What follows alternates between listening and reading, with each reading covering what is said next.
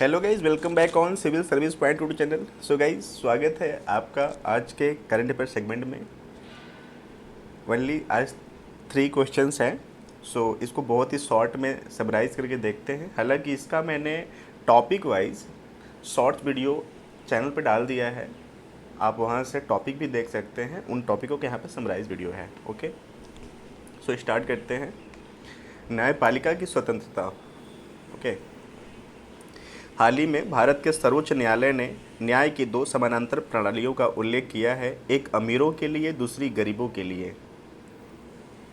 यह एक ऐसा मामला से निपट रहा था जहां मध्य प्रदेश में एक विधायक के पति को जमानत दी गई थी। ओके, मुद्दा क्या है? मध्य प्रदेश हाई कोर्ट ने जमानत दे दी थी। सुप्रीम कोर्ट ने गिरफ्तारी से बचने वाले अपराधी इतिहास वाले व्यक्ति को जमानत देने को एक गंभीर त्रुटि का करार दिया। ओके, कोर्ट ने क्या कहा है? भारत में 2 समानांतर कानूनी प्रणालियां नहीं हो सकती। यह एक अमीर और साधन संपन्न और राजनीतिक शक्ति और प्रभाव रखने वाले के लिए, और दूसरा न्याय प्राप्त करना या अन्याय से लड़ने के लिए संसाधनों और क्षमताओं के बिना के लोगों के लिए है। न्यायपालिका की स्वतंत्रता अपने न्यायाधीश की स्वतंत्रता है।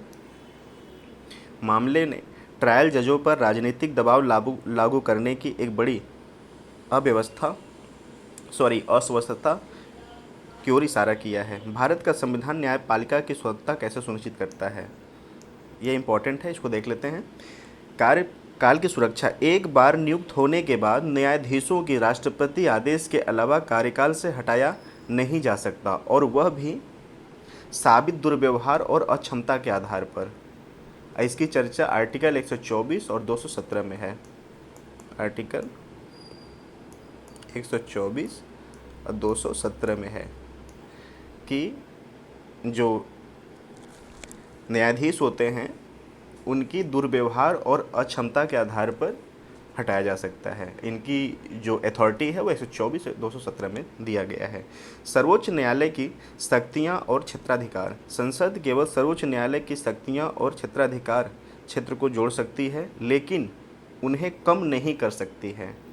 ये लाइन इंपॉर्टेंट है, प्लीज़ आप नोट कर लेना कि जो संसद है वो न्यायालय की शक्तियों में और एक्स्ट्रा कंटेंट को जोड़ सकती है, उसमें से वो किसी भी पावर को हटा नहीं सकती है।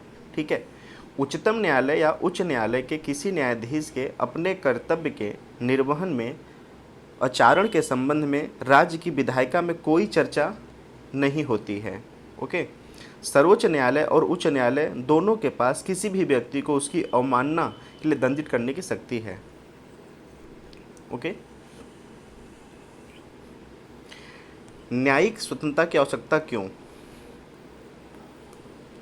न्यायिक स्वतंत्रता अंतिम उपाय के एक संस्थान के रूप में जनता के विश्वास को सुनिश्चित करती है, जहां किसी भी विरोध और प्रभाव के बावजूद न्याय किया जाएगा। कार्यपालिका द्वारा किसी भी प्रकार के कदाचार के मामले में न्याय पाने के लिए लोग न्यायपालिका में उच्च विश्वसनीयता और विश्वास रखते हैं। यदि न्यायिक कार्यवाही की प्रक्रिया में कार्यपालिका के हस्तक्षेप के कार्य के साथ साथ कार्यपालिका पर न्यायिक पूर्वाग्रह की अनुमति दी जाती है, तो वह बाद वाला खंड और विश्वास व्यर्थ होगा। ओके, तो ये कारण है। नेक्स्ट हमारा है गंगा में माइक्रोप्लास्टिक। काफ़ी चर्चा इसका हो रहा है इस समय, इसको देख लेते हैं। ये इन्वायरमेंट से जुड़ा हुआ हमारा सब्जेक्ट है, सोशियोलॉजी से भी जुड़ा हुआ सब्जेक्ट है, तो उसको देखते हैं। सोशियोलॉजी से इसलिए जुड़ा है क्योंकि ये समाज को प्रभावित करता है। ठीक है, ये कंटेंट सोशियोलॉजी में डाला जा सकता है। ठीक है, ये ऐसे में भी डाला जा सकता है। ओके, और इन्वायरमेंट से डायरेक्ट कनेक्ट तो हो ही रहा है।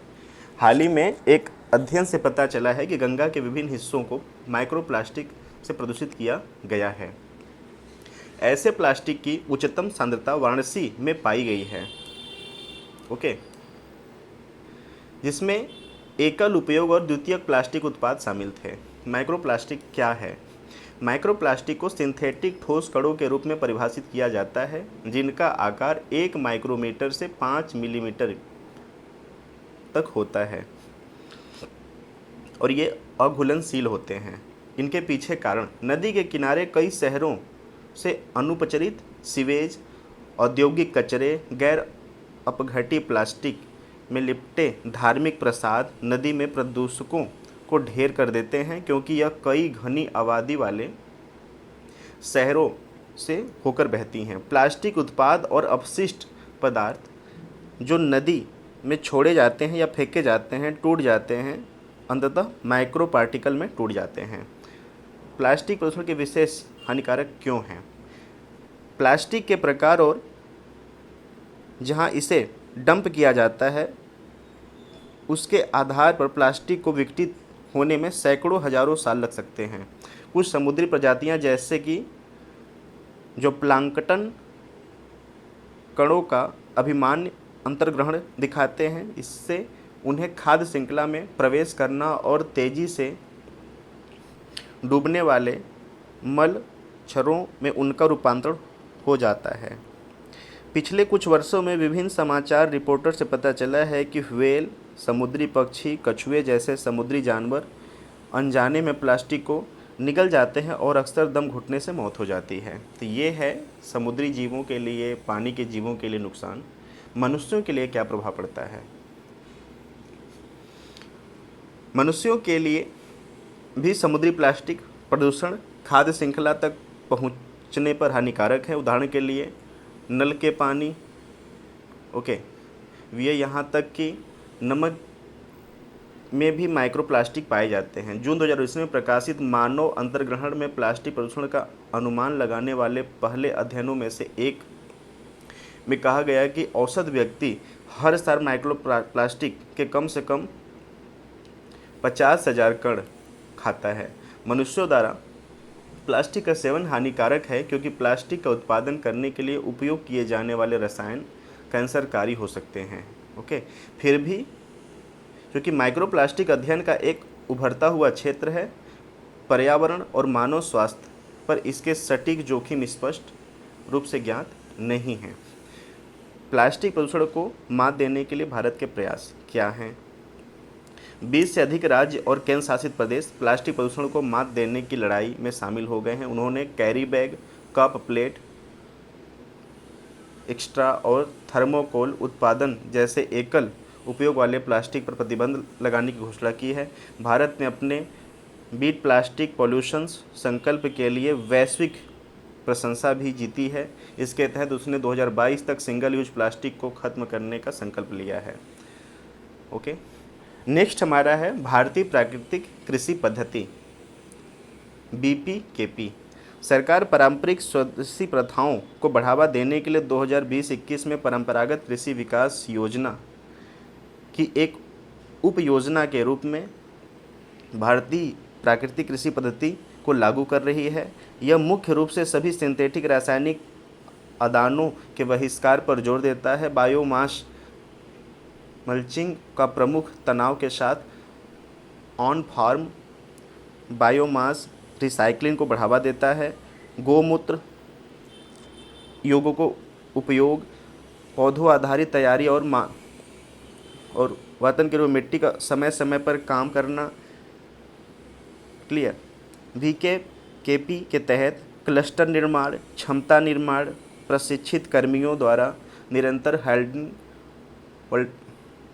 हेड होल्डिंग, प्रमाणीकरण, अवशेष निश्लेषण के लिए 3 साल के लिए 12,200 हेक्टेयर की वित्तीय सहायता प्रदान की जाती है।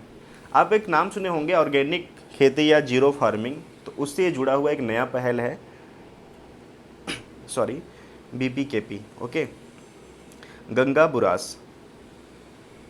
गांव बुरास लास्ट है ये। असम में गांव बुरा की स्थापना औपनिवेशिक युग से पहले की है, जब अंग्रेजों ने गांव में सबसे बुजुर्ग व्यक्ति को मुखिया के रूप में नियुक्त किया, जो एक विशेष रूप से भूमि और राजस्व से संबंधित मामलों को देखता था। ठीक है, यह पद आमतौर पर सबसे पुराने, सबसे अधिक जानकार व्यक्ति के पास होता है, जिसका किसी गांव या छोटे गांवों के समूह में सभी के साथ अच्छे व्यक्तित्व के संबंध से है। अरुणाचल प्रदेश में भी गांव बुरास और बुरी सबसे महत्वपूर्ण ग्राम स्तर के पदाधिकारी हैं। यानी ये ग्राम स्तर पे एक पद होता है बुरास, बुरी, ओके। हाल ही में असम कैबिनेट ने घोषणा की है कि गांव बुरास को अब ग्राम प्रधान भी कहा जाएगा। ये देखते हैं जैसे उत्तर प्रदेश में जो गांव के होते हैं मुखिया, उनको ग्राम प्रधान कहते हैं, बिहार में सरपंच कहा जाता है। वैसे ही जो गांव का एक चर्चित व्यक्ति, सामाजिक व्यक्ति, जानकार व्यक्ति को पूरा गांव मिलकर उनको एक प्रधानता देगा, मुखिया का एक रूप मानेगा, उसी का चर्चा यहाँ पर है। गांव बुरास एक पद होता है, ठीक है, बुरास, ओके। सो उसी को अब ग्राम प्रधान कहा जाएगा। ये पहल किसने किया है? ये असम गवर्नमेंट ने किया है। So thank you so much for watching. अगर वीडियो अच्छा लगता है तो गाइस प्लीज़ इसका एक नोट्स बनाइए। Thank you so much.